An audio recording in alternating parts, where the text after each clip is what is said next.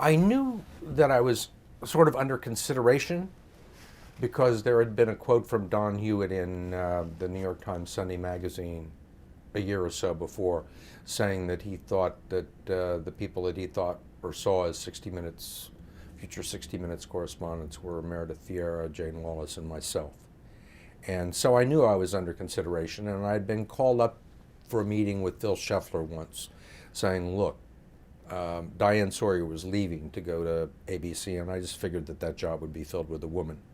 And I knew that Harry Reasoner's health was not very good. So I knew that there would be two openings probably.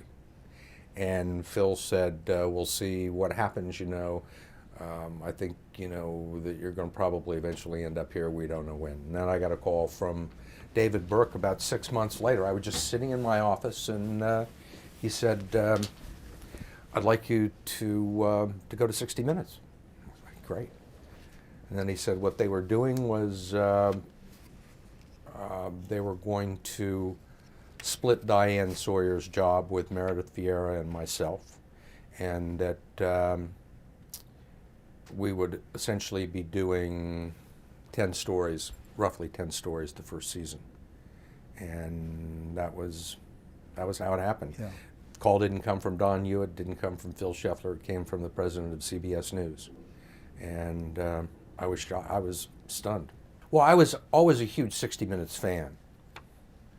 I just thought that they told stories incredibly well. And I watched the show, and I studied the show, and I tried to incorporate some of what I thought they were trying to do in my own work. So I think that they knew that I was watching the show, and I think that they knew that I kind of, from watching my pieces, probably understood how to tell a story. And that was the thing that Don was very good at.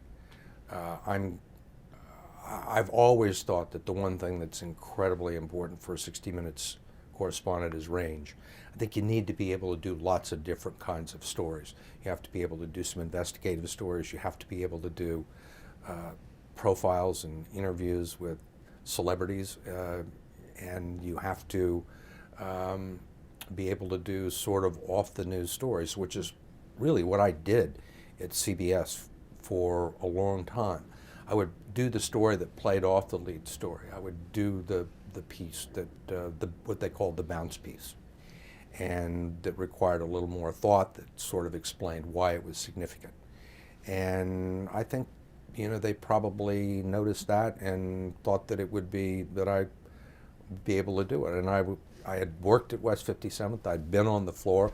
I'd seen Don and Mike and all these people in the elevator.